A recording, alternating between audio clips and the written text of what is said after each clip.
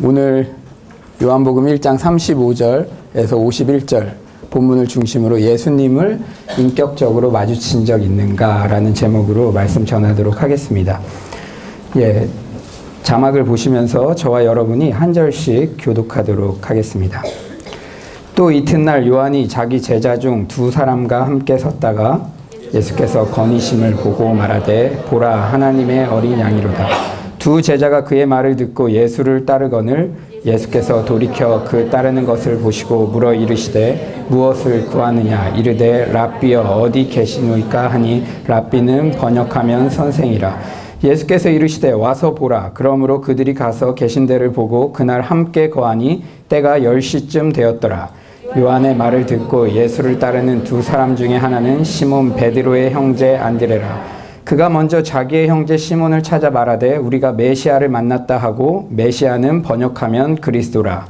데리고 예수께로 오니 예수께서 보시고 이르시되 내가 요한의 아들 시몬이니 장차 게바라 하리라 하시니라. 게바는 번역하면 베드로라. 이튿날 예수께서 갈릴리로 나가려 하시다가 빌립을 만나 이르시되 나를 따르라 하시니 빌립은 안드레와 베드로와 한 동네 벳세다 사람이라. 빌립이 나다나엘을 찾아 이르되 모세가 율법에 기록하였고 여러 선지자가 기록한 그 일을 우리가 만났으니 요셉의 아들 나사렛 예수시니라. 나다나엘이 이르되 나사렛에서 무슨 선한 것이 날 수 있느냐. 빌립이 이르되 와서 보라 하니라. 예수께서 나다나엘이 자기에게 오는 것을 보시고 그를 가리켜 이르시되 보라 이는 참으로 이스라엘 사람이라. 그 속에 간사한 것이 없도다. 나다나엘이 이르되 어떻게 나를 아시나이까. 예수께서 대답하여 이르시되 빌립이 너를 부르기 전에 내가 무화과 나무 아래에 있을 때에 보았노라. 나다나엘이 대답하되 랍비여 당신은 하나님의 아들이시오 당신은 이스라엘의 임금이로소이다.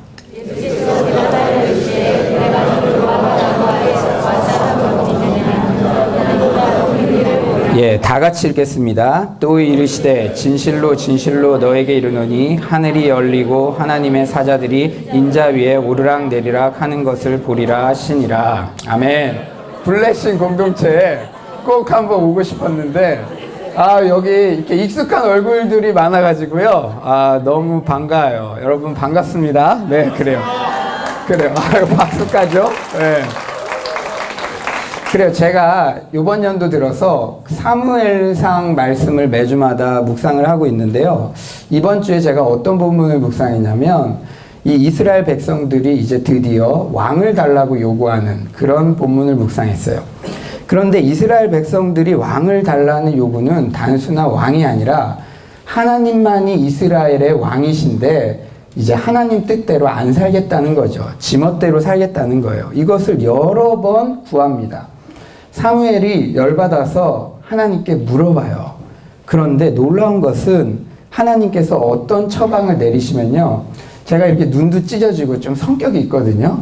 저 같으면 이런 괘씸한 것들 하면서 날 버리겠다고 이럴 텐데 왕을 세우는 것을 허용하세요.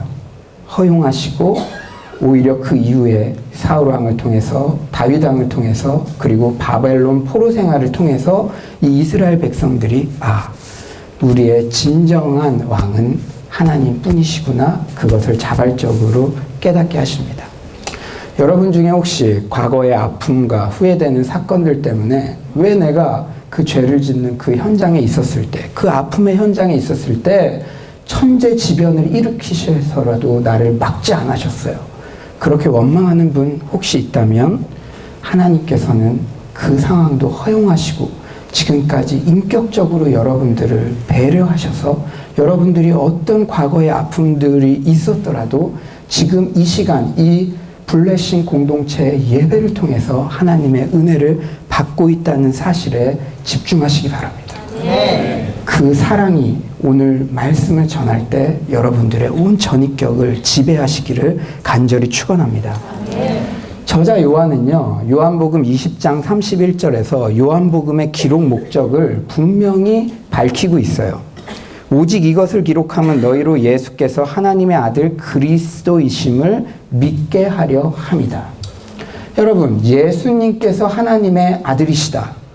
이것은요 여러분들 중에 안 믿는 사람 하나도 없을 거예요. 오늘날에는 너무나도 당연하게 여겨지는 진리인데 바로 사도 요한의 시대에는 이 진리가 심각하게 공격을 받았습니다.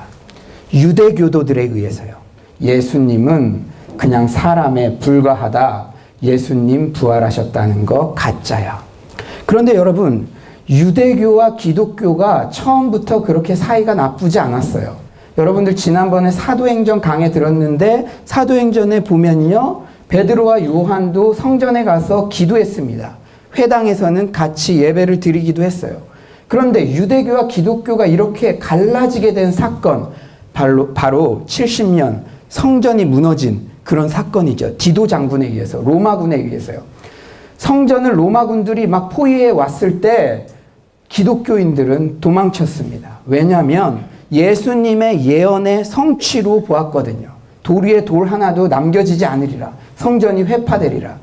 그래가지고요, 남아있는 유대인들이요, 완전히 고생하고 많은 사람들이 죽고 거의 질이 멸렬됐습니다. 수많은 종파들이 다 사라지고요, 바리새파만 남았어요.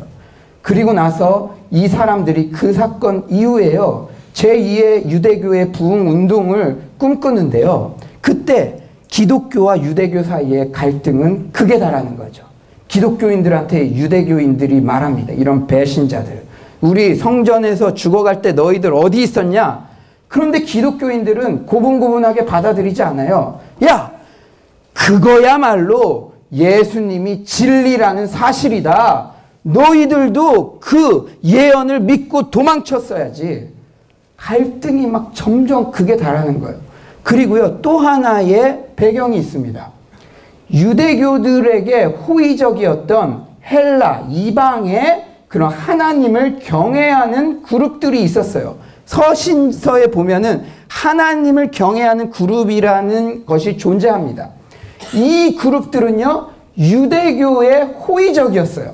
그런데 여러분, 제가 입으로 말하기 부끄럽지만 유대교에 들어오기 위해서는 뭐를 받아야 되죠? 상상하기도 싫은 고통입니다. 그래가지고요, 이 사람들이 유대교에 들어가기가 어려웠어요. 그런데 디아스포라 기독교 교회들에게는 이 하나님을 경외하는 그룹인 이 사람들이 들어가기가 너무 좋았어요. 그래가지고 유대교 입장에서는 본인들 교인들을 다 뺏긴 거예요. 그러니까 유대교도들이 사도 요한이 목회하던 그 시점에 이런 말을 하는 겁니다. 야, 기독교에서 말하는 예수님이 하나님이라고 하는데 그거 가짜야. 예수님은 인간에 불과해. 예수님이 부활하셨다는 것도 가짜야. 이런 거를 그 이방에서 하나님을 경외하는 그룹이라든지 사도 요한의 목양의 성도들에게 지금 막 미혹하고 있는 거예요. 여러분, 사도 요한이 그래서요, 그 성도들을 위해서 최고의 선물을 썼는데요. 그게 바로 뭐라고요? 요한복음입니다. 그렇기 때문에요, 요한복음은 당연히 첫 번째, 왜 예수님이 하나님의 아들이신가? 왜 유대교에는 문제가 있는가? 그리고 아직 기독교, 유대교를 잘 구분하지 못한 성도님들에게 왜 유대교가 있는데 구태여 기독교가 있어야 하는가? 왜 예수님이 있어야 하는가? 이 초점에 맞춰서 요한복음의 모든 메시지가 전파되고 있습니다. 여러분 한번 상상해 보세요. 우리 블레싱에 수많은 신천지들이 회심해서 돌아왔죠? 그냥 한 말인데 끄덕이시면 네, 그랬다고 칩시다. 그런데 신천지의 반격이 시작된 거예요. 신천지가 막 와가지고 이 블레싱 공동체한테 예수님 하나님의 아들 아니야? 하나님의 아들은 이만희 뿐이야? 지금 저 블레싱 공동체 거짓말하고 있어? 이런 말을 막 하고 다닌다고 생각해 보세요.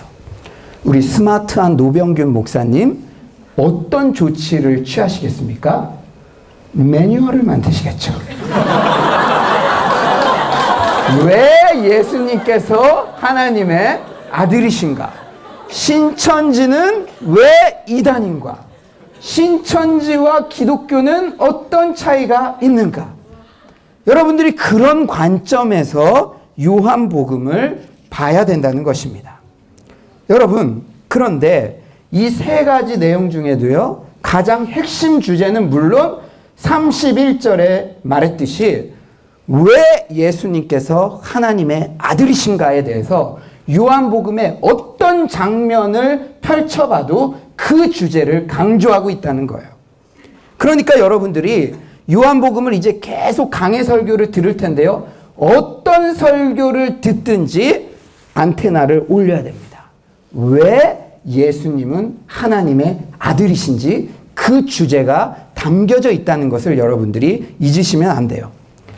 또한 요한복음은요, 증명하기 위한 책이라는 것을 여러분들 잊으시면 안 돼요. 왜 예수님이 하나님의 아들이신지. 그런데 여러분들, 증인이 최소한의 효력을 발휘하기 위해서는 2명 이상이 필요하듯이 요한복음은 반복을 통해서 주제를 드러내곤 합니다. 반복을 통해서요. 여러분, 혹시 요한복음 공부하신다고 하니까 이런 의문을 가져보신 분 안 계세요? 왜 예수님의 첫 번째 표적으로 요한복음 2장에 무엇이 기록되어 있죠? 가나 혼인잔치. 여러분, 요한복음의 마지막 장에 어떤 내용이 있냐면요, 예수님께서 하신 일을 낱낱이 다 기록하면은 책으로 다 부족하다 그랬어요. 그러니까 이 말은 여러 가지 표적들이 있었는데 요한이 선별해서 첫 번째 표적으로 가나 혼인잔치 표적을 선별했다는 거예요. 그런데 여러분, 첫 번째 표적이라면, 여러분 싸울 때도 선빵이라는 말이 있죠. 선빵. 첫 번째 표적이라면 죽은 자를 일으켜 세웠다든지 풍랑을 잠잠하게 했다든지 이런 어메이징한 그런 게 첫 번째 표적에 좀 어울릴 것 같은데, 물을 포도주로 만든 사건? 응? 예수님이 포도주를 좋아하셨나? 막 이런 발칙한 상상까지도 하게 한단 말이에요.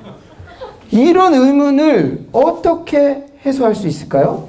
근데 여러분, 요한복음에는 반복 기법이 있다고 그랬죠? 바로 다음 장면이 어떤 장면이냐면 성전 청결 사건입니다. 그런데 여러분, 성전 청결 사건은 공간복음서에 보면은 예수님의 고난주간상에 일어난 일이에요. 뒷부분에 있어요. 그런데 요한복음은 앞부분에 그것이 배치되어 있습니다. 그러면 여러분들이 또 안테나를 켜야 되는 거예요. 아, 이 반복을 통해서 뭔가 드러낼 주제가 있는 거구나. 무엇입니까? 여러분, 혼인잔치에는 포도주가 필요했는데 밍숭맹숭한 정결 예식에 필요한 물밖에 없었어요. 그리고 그 당시에 성전 예배는 건드르르한 형식은 있었지만 강도의 구려를 만들었습니다. 요한은 그것을 강조하고 있는 거예요. 당시 형식주의에 빠져 있어서 밍숭맹숭한 유대교를 위해서 예수님은 꼭 필요한 존재다. 대체 불가능한 존재가 바로 예수님이다. 유대교로는 만족할 수 없는 진리를 너희들에게 주기 위해서 예수님께서 오셨다는 것을 요한복음 2장의 서두부터 강력하게 우리에게 전하고 있다는 것입니다. 그러므로 여러분들이 요한복음을 해석할 때는 이 두 가지 무기를 장착해야 돼요. 첫 번째, 내용면에서는 하나님의 아들 예수님이심이 이 본문에서 어떻게 드러나는가.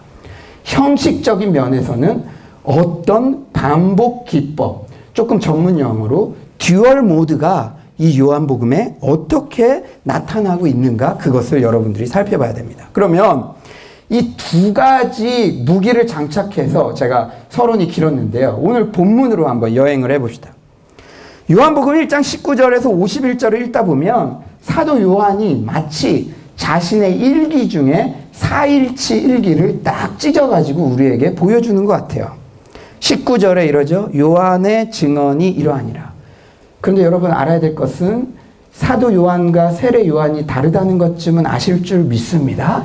이거 모르시면 블레셋 공동체, 아시면 블레싱입니다. 그래요. 여기서 요한은 세례 요한이에요. 세례 요한. 첫째 날에 세례 요한은 메시아가 나타나실 때가 임박했음을 알렸어요. 19절. 그 다음에 잘 따라와 보세요. 29절에는 이튿날 보라 세상 죄를 지고 가는 하나님의 어린 양이로다. 둘째 날 요한은 예수님이 곧 메시아시라고 밝혔습니다. 35절 또 이튿날, 43절 이튿날, 셋째 날, 넷째 날에는 줄줄이 사탕으로 어떻게 이 사람들이 제자가 되었는지 초기에 부른 5 제자의 에피소드들이 속사포처럼 빠르게 기록해 나가요. 예수님을 맨 처음 만난 사람은 누구라고요?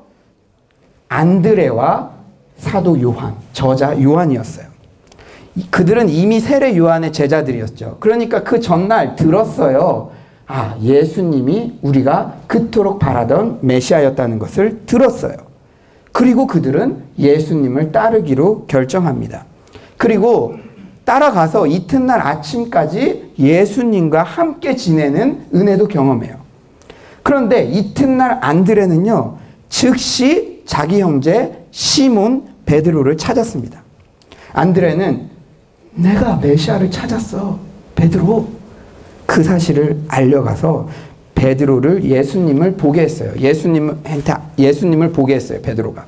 베드로도 어떻게 된다? 예수님의 제자가 돼요. 막 속사포처럼 지금 제자가 돼요. 베드로를 만나신 후에 예수님께서는 빌립을 만나서 이번에는 나를 따르라고 딱 하시니까 빌립은 무조건 주저없이 예수님을 따른 것으로 요한복음은 증언해요. 제자가 된 빌립은 맨 먼저 누구를 찾았다고요? 친구 나다나엘부터 찾았어요. 이제 오늘의 주인공 나다나엘이 등장합니다. 그런데 여러분들 중요한 것은요, 다른 공간 복음서에서는 이 5명의 제자들이 이렇게 불러지는데 빠져있는 내용들이 있어요. 다른 공간 복음서에는 예수님은 하나님의 아들이시다라는 고백은 베드로가 주는 그리스도시오 살아계신 하나님의 아들이십니다. 그 고백 이후부터 등장하고 초반엔 등장하지 않습니다. 그런데 요한복음에서는요, 처음에 제자들을 부를 때마다 메시아십니다. 하나님의 아들이십니다. 제가 뭐라 그랬죠? 요한복음의 주제는 예수님은 하나님의 아들이신다는 것을 그 위기 상황에서 연역적으로 처음부터 계속적으로 강조하고 있는 거예요. 그런데 이제 드디어 오늘의 주인공 나다나엘이 등장하는데요. 얘는 좀 까칠해요. 아, 미안합니다. 얘라 그랬어요. 이분은 좀 까칠해요. 이전에 내 제자들은요, 예수님은 하나님의 아들이시다, 우리가 그토록 바라던 메시아시다, yes sir! 달라요. 말이 없어요. 그런데 나다나엘은 까칠하죠. 자기가 스스로 까칠함의 영성이 좀 있다는 분들 46절 한번 다 같이 한번 읽어봅시다. 46절 시작.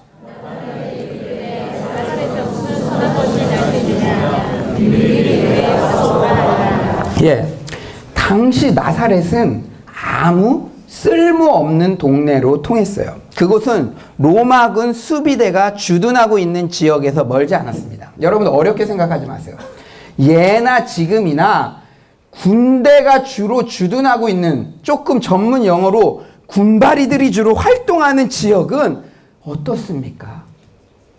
악이 창궐하고 윤리가 실정되고 음란한 그런 도시죠. 여러분 이태원, 평택, 저 하야리 부대, 저 서울 사람이서 잘 모르는데요. 100%예요, 100%. 그래요. 그렇죠? 그래서 아까 부도덕의 온성이 되기 마련인 이 나사렛 지역, 그러니까 나사렛 예수를 한국식으로 말하면 이태원 예수 정도 되는 거예요. 그리고 미국식으로 말하면 라스베가스에서 하나님의 아들이 나타나셨다. 출신이다. 나다나엘의 질문은 이런 거죠. 하나님의 아들이 그런 죄악의 도시에서 어떻게 날 수 있느냐? 말도 안 된다는 말이에요. 말도 안 된다는 말. 하지만 이렇게 까칠했던 나다나엘이 49절에 놀라운 변화가 일어납니다. 고백이 일어납니다. 우리 49절 한번 다 같이 읽어볼까요? 49절입니다. 시작.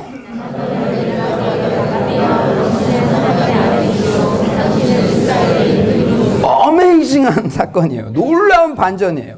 도대체 이 짧은 시간에 어떤 일이 일어난 것일까요? 결론은 하나입니다. 예수님과의 인격적인 만남이 있었는 줄 믿습니다. 48절에 이렇게 말씀하시죠. 나다나엘이 이르되 어떻게 나를 아시나이까? 예수께서 대답하여 이르시되 빌립이 너를 부르기 전에 너가 무화과 나무 아래에 있을 때에 보았노라. 약간 까칠한 나다나엘이 처음 만난 사람이에요. 근데 너는 간사한 것이 없는 이스라엘의 선한 사람이다. 나다나엘이 물어봐요. 날 어떻게 아느냐? 그랬더니 더 놀라운 말을 합니다. 네가 나 만나기 전에 이전에 무화과 나무에서 책 보고 있을 때 그때부터 내가 너를 보았다. 예수님의 신성을 약간 보여주신 거예요. 예수님과의 인격적인 터치가 나다나엘에게 일어난 것입니다. 전지전능하신 하나님의 아들 예수님을 만난 것입니다. 예수님의 초자연적인 능력을 체험한 것입니다. 예수님의 신성을 체험한 것입니다. 예수님과 인격적으로 만난 것입니다. 그렇습니다. 인사이드 아웃, 전복적 복음을 경험하고 여러분의 삶에 전복적 복음이 일하도록 전복적인 변화가 일어나는 첫 출발점이 뭐라고요? 예수님이 하나님의 아들 되심, 예수님의 신성과의 인격적 만남이 가장 첫 출발점이라는 사실을 잊지 마시기 바랍니다. 나다나엘의 전복적 변화는 예수님과의 인격적 만남에서 시작됐어요. 이 사실은요, 제가 서두에서 소개해드린 듀얼 모드의 관점에서 나다나엘 본문을 살펴보면 더욱 선명하게 드러납니다.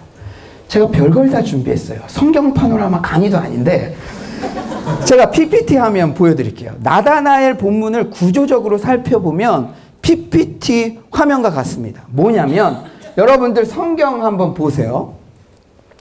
45절부터 51절까지 나다나엘 본문의 구조는요, A, B, M, B-A- 듀얼 모드 반복 기법을 통해서 지금 설명하고 있는 거예요. 그런데 이건 교차 대구 기법이라고 하는데 이 기법에서 가장 중요한 주제는 어디에 드러나 있다고요? 중앙에 드러나 있습니다. 중앙에 가장 중요한 주제를 선명하게 드러내기 위해서 두 가지의 대꾸들을 반복시킨 거예요. 중앙에 어떤 내용이 있죠? 요한이 나다나엘 본문에서 가장 중요하게 전하고 있는 메시지, 나다나엘의 태도의 전복적 변화가 일어난 시작점, 무리에서 제자로 인생의 변화가 일어난 시작점은 바로 예수님과의 인격적인 만남에서 비롯되었음을 요한은 또 강조하고 있다는 사실을 잊지 마시기 바랍니다. 예수님을 따르는 데는 예수님과의 개인적이며 인격적인 만남이 필수적인 줄 믿습니다. 여러분, 피상적인 만남만으로는요, 수백 번 예수님께 나아간다고 해도 주님의 참다운 제자가 되지 못합니다. 3년 동안이나 예수님과 동고동락했던 유다, 피상적인 만남뿐이었어요. 인격적인 만남, 삶을 인사이드 아웃 시키는 그 전복적인 만남, 예수님의 신성과의 만남 없었기 때문에 그는 3년을 쫓아다녔어도 배신할 수밖에 없었습니다. 사랑하는 여러분, 그럭저럭 연명하는 신앙에서 탈피하기 원하십니까? 한 가지면 끝납니다. 예수님의 하나님 되심, 예수님의 신성을 체험하면 끝나는 줄 믿습니다. 예수님을 인격적으로 만나면 끝나는 줄 믿습니다. 정말 예수님이 하나님의 아들이시는구나. 내 삶에도 하나님의 초자연적인 역사가 일어나는구나. 많이도 필요 없어요. 첫 시작점. 한 번만 만나면 여러분들의 신앙생활은 수직 상승할 줄 믿습니다. 그렇다면 내 인생의 가장 소중한 만남, 예수님과의 인격적인 만남을 위해서 우리는 어떻게 해야 할까요? 언제 우리는 예수님을 인격적으로 만날 수 있습니까? 첫 번째로 기도할 때 우리는 예수님을 인격적으로 만나게 될 줄 믿습니다. 예레미야 33장 3절엔 이렇게 말씀하세요. 너는 내게 부르짖으라. 내가 내게 응답하겠고 내가 알지 못하는 크고 비밀한 일을 내게 보이리라. 보여주신다는 거예요. 만나주신다는 거예요. 크고 비밀한 것을 맛보아 알게 하신다는 거예요. 여러분, 제가 좀 개성 있게 생겼습니까? 목사들이요, 별명이 별로 없는데, 아, 지금 목사님이세요? 이렇게 묻는 사람도 있는 것 같은데, 목사입니다. 별명이 별로 없는데, 저에게 별명이 있어요. 별명이 뭐냐면요, 대각선 기도입니다. 처음에는 대각성 기도인 줄 알았어요. 내가 기도 열심히 한다고 불러준, 그랬더니, 지난 송년회 밤 때는 제 기도 모습을 따라하기도 하더라고요. 제가 기도할 때요, 주여. 이게 대각선으로 기도한다. 그런데 제가 다 타협을 한다고 해도 내 목회를 하면서 절대 타협하지 않는 부분이 있어요. 생명처럼 지키려고 노력하는 부분. 2시간씩 하루에 기도하는 거. 어떻게든 생명선으로 지키려고 제가 노력하고 있습니다. 우리 금요철야 끝나고도 블레싱 지체들 막 그 성가대석 앞에 좀 미안해요. 내가 목소리가 커서 가끔 방해될 때도 있는 것 같은데, 저는 그 합심 기도 그 모임을 3년 전부터 저 혼자 있을 때도 비가 오나 눈이 오나 계속 했어요. 제가 어떤 부서를 맡든지 이건 내가 타협할 수 없는 생명선입니다. 왜냐? 저는 예수님과의 인격적인 만남을 기도를 통해서 배웠기 때문입니다. 제가 고2 때요, 조그만 개척교회의 학생회 회장이었어요.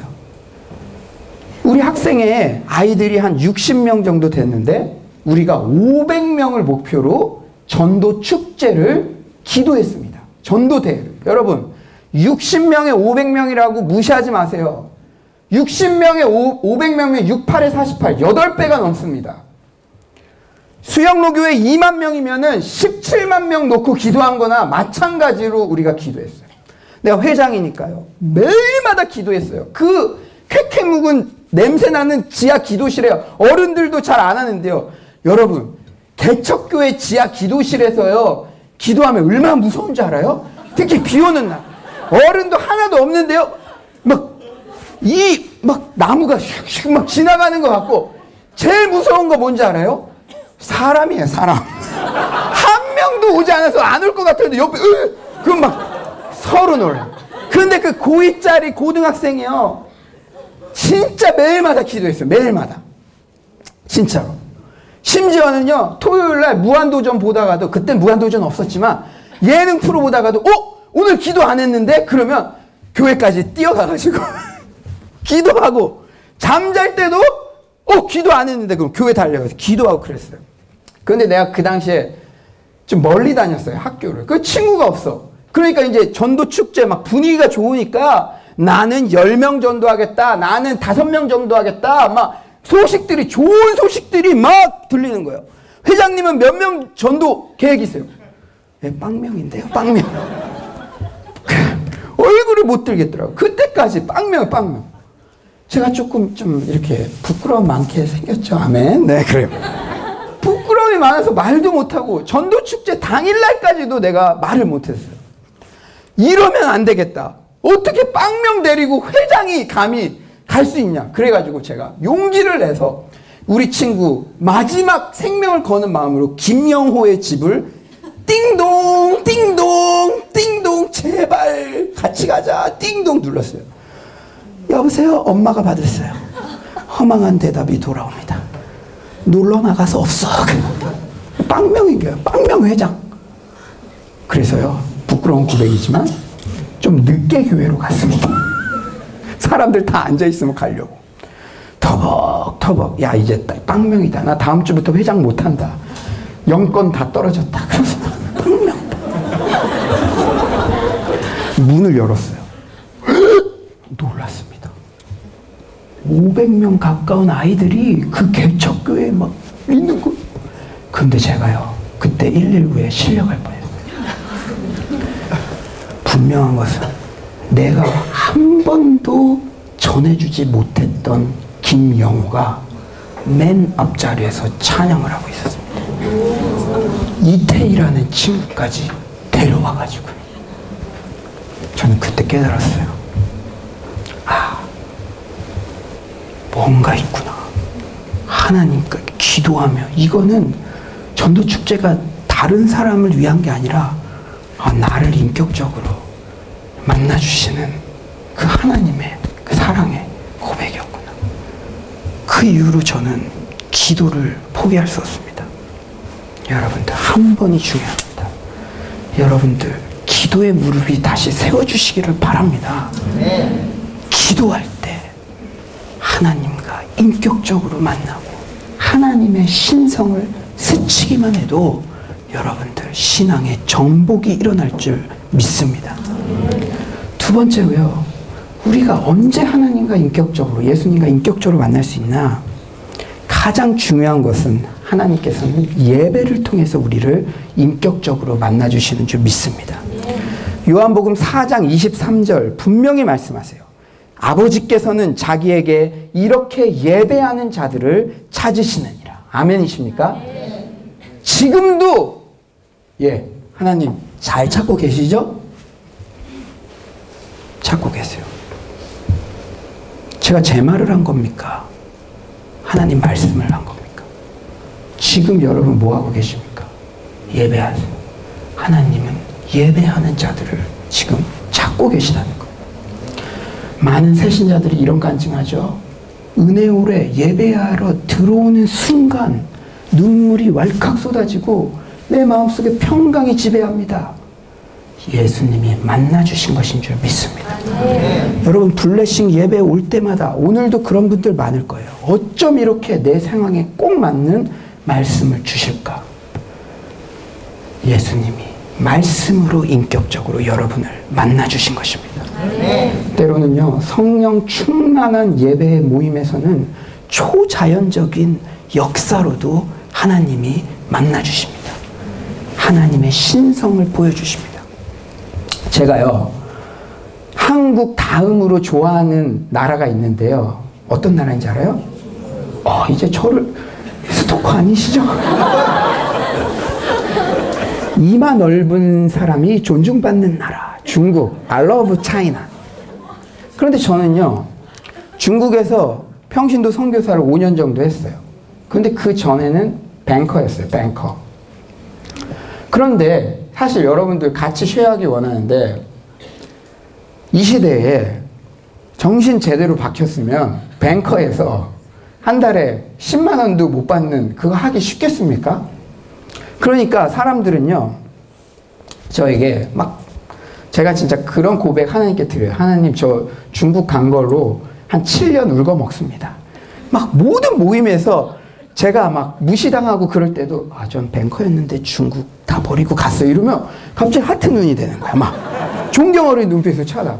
그래서 제가, 아이고, 주님 덕분에 내가 그러네요. 이렇게 고백하면서도, 그렇지만 저는 정필도 원로 목사님이 아니니까 제가 그렇게 근사한 사람이라서 그런 선택을 할 수 있었겠습니까? 하나님께서 갈 수 없으면 안 되는 상황으로 저를 몰아가신 거예요. 그러니까 자랑할 것이 없죠. 제가 그때 사실은 신앙적으로 가장 다운됐던, 진짜 처절하게, 지금 입에 말하기도 부끄러운 진짜 그런 판으로 살았던 그런 시기였어요. 내 인생에서는. 그런데요, 제가 그때 회사 다니면서 지푸라기라도 잡는 심정으로 이제 회사를 다니다가 1년 단기 선교를 중국에 갔다 왔는데, 그 단기 선교 기간 동안에 제 마음속에 불붙는 거예요. 내가 장기 사역자로 헌신해야겠다. 그래가지고 다시 이제 은행에 복직을 했는데, 이 마음이 이상한 거예요. 그리고 심지어는요, 웃지 마세요. 내가 어느 지점에 배치를 받았는데, 그 지점 바로 앞에 대한민국 최고의 중국인 교회가 있더라고요.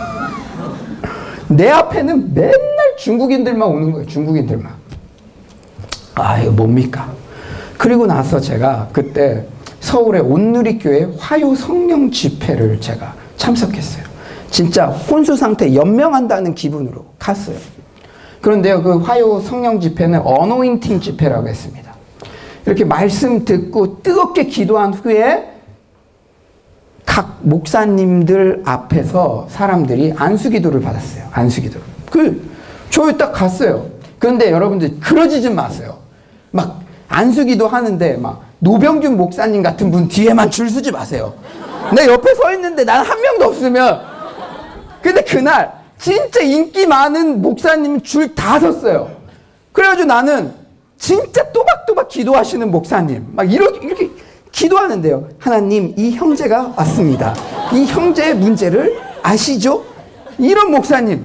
그 목사님한테 내가 딱 기도를 딱 받는데, 진짜 좀 죄송한 얘기지만 좀 이렇게 기대하지 않고 기도를 받았어요.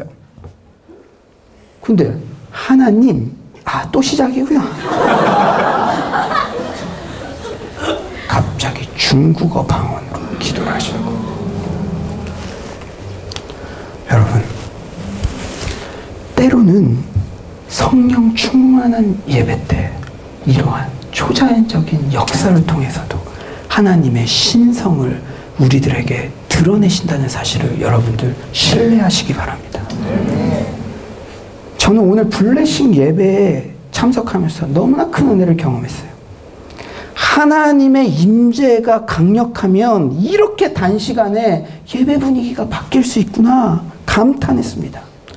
사랑하는 여러분, 이 좋은 예배에 구경꾼으로만 참석하는 것이 아니라 살아계신 하나님의 임재를 날마다 체험하는 여러분들 되시길 간절히 축원합니다. 아울러 여러분들에게 강력한 전도 방법도 제가 소개합니다. 오늘 본문에서 예수님의 제자들이 강력한 전도 방법을 소개하고 있어요. 뭡니까? 와보라 전도법입니다. 여러분, 블레싱 공동체가 관계 전도를 시작했다는 기쁜 소식을 제가 들었어요. 제가 오늘 본문을 준비하면서 기도하면서 나를 이곳에 보내신 이유는 이것도 있겠구나 제가 생각했어요. 여러분, 너무 어떻게 전도할지 방법론을 고민하지 마십시오. 여러분이 먼저 블레싱 예배의 예배자가 되면 끝나는 줄 믿습니다. 매 예배 때마다 예수님과 인격적으로 만나십시오. 하나님의 임재를 체험하십시오. 그리고 동료들에게 담대하게 외치십시오. 나다나엘이 빌립에게 까칠하게 반문을 할 때 주저리 아무 얘기 안 했어요. 와 보라! 나다나엘은 와서 예수님의 신성과 만나고 그는 제자가 되었습니다. 주저리 말하지 마세요. 여러분이 이 예배에서 매주마다 하나님의 임재를 체험한다면 와 보라! 우리 블레싱 예배에 와 보라. 하나님의 임재가 가득한 블레싱 예배에 나온 여러분의 동료들도 모두 예수님의 제자가 될 줄 믿습니다. 이제 말씀을 맺겠습니다. 저는 오늘 설교의 부제를 보면서 한참을 제가 반복해서 읽었어요. 부제가 뭐였죠? 탄식이 기도인 사람에게. 제가 얼마나 착한 사람이냐면요, 노 목사님이 정해준 제목대로 제가 본문도 준비해서 옵니다. 노 목사님이 왜 나다나엘 탄식이 기도인 사람이라고 생각했을까? 탄식이 기도인 사람에게. 나다나엘은 예수님 만나기 바로 전에 무화과 나무 아래에 있었어요. 그 당시 탈무드에 보면 남자들은 큰 나무 밑에서 하루에 적어도 한 번씩 성경을 읽고 묵상하라고 되어 있습니다. 나다나엘은 바로 그 일을 하고 있었어요. 그런데 그가 주로 어떤 생각을 했을까? 어떤 본문을 읽었을까? 그는 구약을 읽을 때마다 메시아를 고대했을 것입니다. 왜냐? 빌립이 나다나엘에게 예수님을 표현한 말은 메시아를 고대하고 있는 사람만 알아들을 수 있는 표현이었어요. 그 말이 무엇이었죠? 모세가 율법에 기록하였고 여러 선지자가 기록한 바로 바로 그 메시아를 내가 만났다. 사랑하는 여러분, 나다나엘은요 그 무화과 나무 밑에서 메시아를 고대하고 고대했을 것입니다. 여호와여, 이 민족이 언제까지 이렇게 압제당하고 있겠습니까? 그 메시아는 언제 오시겠습니까? 개인의 문제도 하나님께 아뢰겠죠. 저는 마치 제가 무화과 나무 아래에 있는 나다나엘이 된 기분으로 여러 번 이 말씀을 묵상하는 중에 제가 다른 각도의 진한 은혜를 받았습니다. 주님, 내가 언제까지 이렇게 살아야겠습니까? 내 신앙은 왜 몇 년이 지나도 텁텁하기만 합니까? 어떤 분들 받아들이기 어려우시겠지만 블레싱에 계신 몇몇 분들의 얼굴이 떠올랐습니다. 구조적인 모순으로, 여러 가지 사회적인 시선으로 이 나라에서 녹록히 살아가기 어려운, 내 신분도 밝히기 어려운 몇몇 블레싱 지체들, 현실 가운데 목 놓아 울 수조차 없는 몇몇 분들의 탄식이 들리는 듯 했습니다. 이걸 내가 동감한다면 거짓말입니다. 한번 와서 설교하는 사람이요. 그런데 그때 탄식이 기도인 그분들에게 어떻게든 복음의 소망을 얘기해주고 싶은 한 목자의 마음이 느껴졌습니다. 제가 그 노 목사님의 사랑과 관심을, 소망을 담아서 저 또한 여러분들에게 간절히 외칩니다. 혹시 여러분 중에 기도 시간의 대부분을 탄식으로 보내시는 분은 혹시 안 계십니까? 진정한 복음을 만나면 탄식이 변하여 기쁨이 될 줄 믿습니다. 나다나엘처럼 예수님을 인격적으로 만나면 회의에 찬 신앙생활 청산하고 정말 예수의 제자로서의 첫걸음을 시작할 줄 믿습니다. 그저 나에게 심리적 위안을 주는 좋은 성인 중에 하나 예수가 아니라 내 목숨을 걸어도 아깝지 않은 하나님의 아들 예수님을 만나시기를 바랍니다. 예수님의 신성을 예배 때마다, 이 블레싱 예배 때마다 초자연적인 은사와 역사를 통해서라도 여러분들이 체험하게 되시기를 간절히 축원합니다. 무엇보다 요한복음 각 장을 설교를 들을 때마다 드러나는 예수님은 하나님의 아들이시라는 그 진리를 여러분들이 인사이드 아웃 이 강해 설교 매주 들을 때마다 그 하나님을, 그 예수님을, 그 예수님의 신성을 만나게 되는 여러분 모두가 되시기를 간절히 축원합니다.